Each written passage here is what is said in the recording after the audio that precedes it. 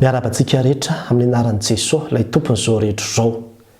Ekeo fotsiny rehefa Jesoa no miteny dia ho hitanao ny vokany. Izay indray havana no lohatenin'ity vidéo manaraka ity.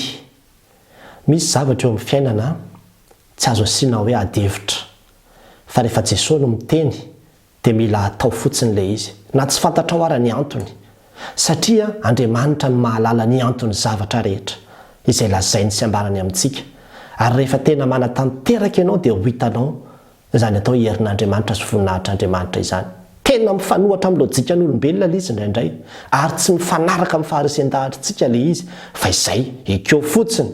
Rehefa hoe Andriamanitra no niteny an'ity, Jesoa no nanambara an'ity dia ekeo fotsiny. Na tsy azonao ary, fa ho hitanao ny voninahitr'Andriamanitra. Tantara be dia be ao anatin'ny Baiboly ny ahafahana manamarina an'izany fa andao ny tantara voasoratra any Mateo toko 7, andininy 17 ka hatramin'ny 17 no jerevantsika kely indray mpimaso fotsiny dia ny amin'ilay nanaovana batisan'i Jesoa Kristy. I Jaona no nampanao batisa ary batisan'ny fibebahana ho famelan-keloka no nataony nanomanana ny fon'ny olona indray an'i Jesoa Kristy. Dia kanefa nanantona azy Jesoa Kristy dia nangataka taminy hoe ataovy batisa. Dia eo amin'ny andininy 17 dia ambara hoe fa Jaona nanda azy ka nanao hoe izao no tokony ataonao batisa ka ianao indray va no akaty amiko. Ary tena maro no raisonnement an Jaona io hoe zany tokony ataonao batisa. Ianao anie ny mahery noho izahay. Ianao no lehibe. Ary fanomanana ny olona andray anao anie ty batisa ity ka ianao koa ve dia ho atao batisa amin'ity sady ity batisa ity anie dia famonona ny fahotana ho famelan-keloka batisan'ny fibebahana ka ianao mbola tsisy fahotana tsisy heloka hovodona koa ka inona nanaovana batisa anao dia tsy nanaiky Jaona na anda izy satria izay ilay faharesen-dahatra tao anatiny kanefa dia ho Jesoa taminy manao hoe amin'ny 10 ekeo ihany ankehitriny fa izao no mety amintsika ahatanteraka ny fahamarinana rehetra dia ny ekeny Jaona ihany. Zany hoe nasiany Jesoa nanaiky fotsiny izy.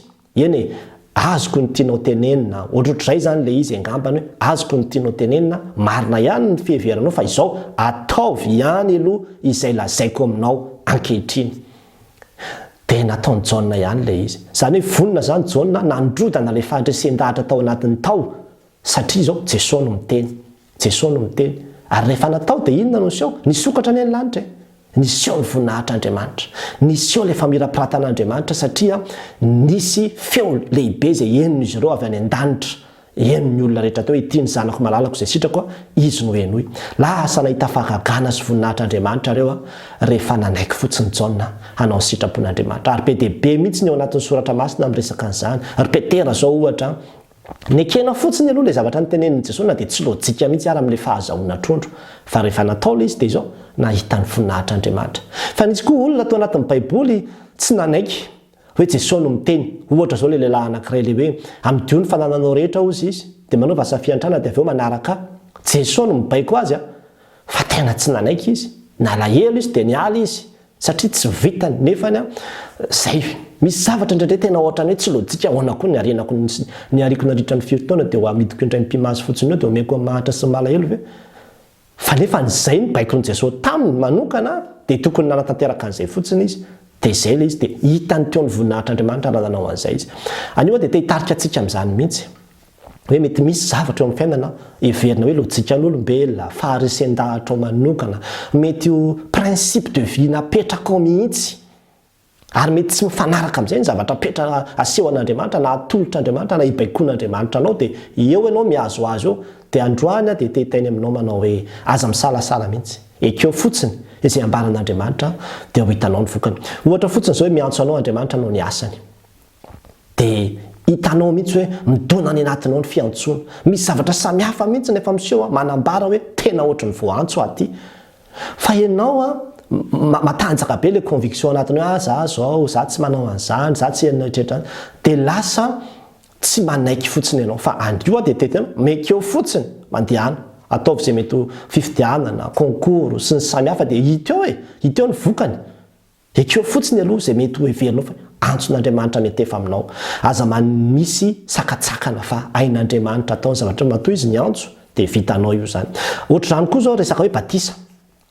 Ny batisa zao dia mieritreritra mihitsy ny olona hoe tsy lojika anay zany, ny zazakely tsy misy fahotana, ny zazakely tsy mahay miaiky ny fahotany, ahoana nanaovana batisa ny zaza. Dia izany mihitsy ny nambarany ray aman-dreny tompy lehibe anankiray rehefa nanontaniana izy ny amin'ny hevitra ny batisa ny zaza teo izy manao hoe izao fotsiny ozy izy tsy voatery ho azonao daholo ny zavatra rehetrarehetra fa rehefa Jesoa no niteny hoe manaova batisa dia atao fotsiny ilay izy dia izay. Dia tena izany mihitsy. Jesoa Kristy koa tsy izy fahotana fa natao batisa izy, na naiky fotsiny izy ho atao batisa dia izay ilay izy satria izay. Ka ianao rehefa miteny Jesoa hoe manaova batisa azy amin'ny alalan'ny Ray sy ny Zanaka ary ny fanahy masina, tsy nanisy exception izy tao anatin'izany, mety tsy azonao ilay izy, ataovy batisa fotsiny ny Zanaka ao dia izay. Rehefa ohatra ka noho ny fankatoavanao ny tenin'ny Jesoa nanaovanao zavatra anankiray dia voaro ianao. Tsisy atahoranao mihitsy ianao ambadika izany, ataovy fotsiny ilay izy dia izay. Dia tahaka an'izany koa ny hoe mety misy situation amin'ny fiainantsika ao izay tena hitanao mihitsy hoe avy amin'Andriamanitra ilay izy ka tsy ianao mihitsy anie namorona an'ilay ohatra hoe tsy niteraka ianao, na koa mety hoe maty ny vadinao, na koa mety hoe misy aretina mipotra tampoka ao aminao, na mety misy tsy fahatomombanana ny tenanao, na mety misy kamboty ianao, kilemaina ianao sy ny toy izany. Dia aza eritreretinao mihitsy izany hoe ahoana fa dia izao fotsiny izany hoe ity izany no atolotr'Andriamanitra dia ekeko fotsiny aloha izany ity. Mety tsy azonao ny antony fa ekenao fotsiny ilay izy.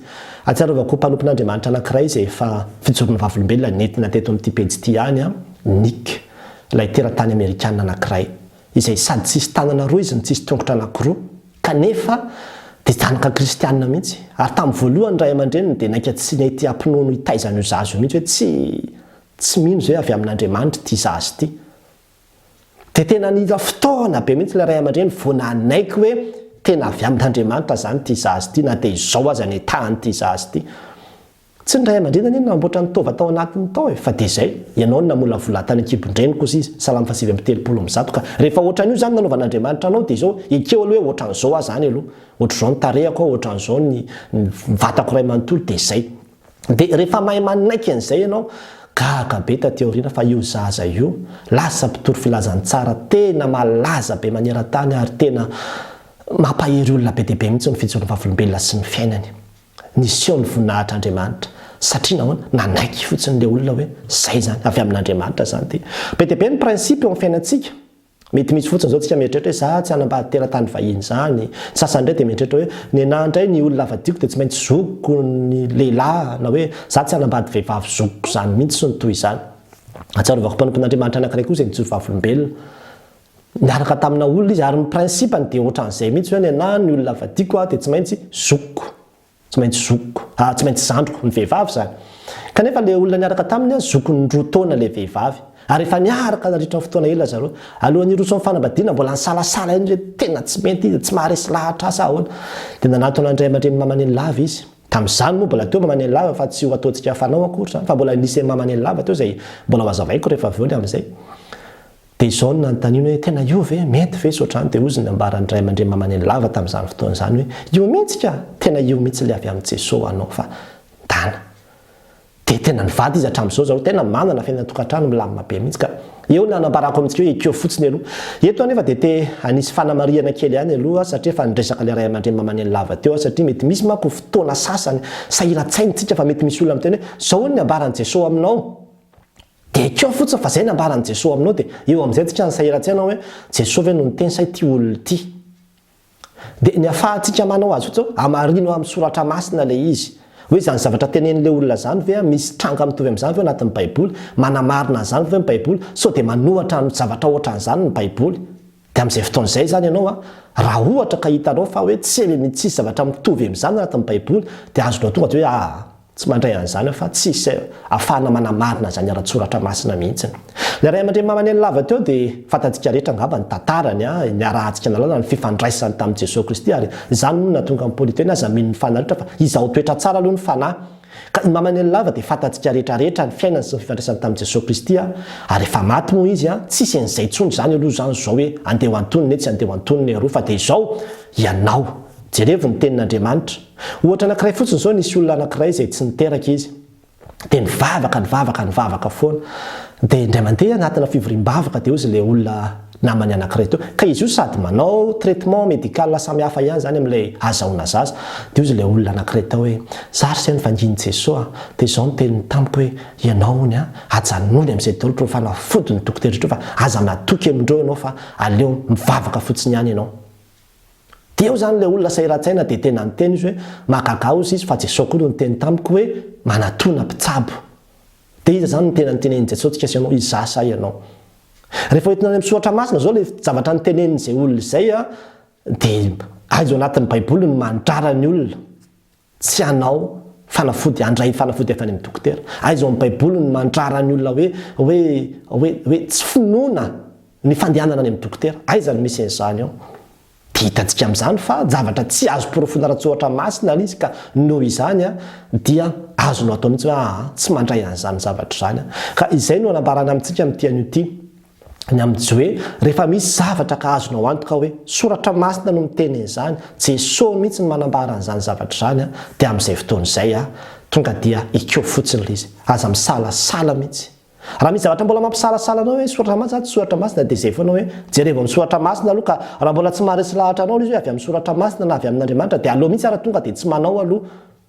Fa raha misy kosa zavatra tena efa hoe ny soratra masina no miteny hoe ohatraohatra n'izao ilay atao dia inona mbola tokony hisalasalantsika fa ataovy fa ho hitanao ny fisokafan'io lanitra io, ho hitanao ny fahagagana izay ho ataon'Andriamanitra amin'io zavatra izay tsy azony saina eritreretina io. Ka dia mahery zary havana sarotra mandrakariva aloha ny tonga dia hoe manaiky fotsiny hoe zao zany ilay tena mety nefa mifanohatra amin'ny eritreritro ilay izy nefa dia mangata hery amin'ny fanahy masina omeo hera aizako manaiky izay zavatra rehetra tsy azoko ekena, izay zavatra rehetra manohatra ny faharisan-dahatra satria Andriamanitra no miteny.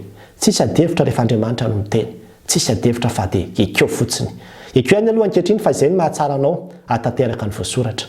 Ho an'Andriamanitra ny voninahitra. Amen.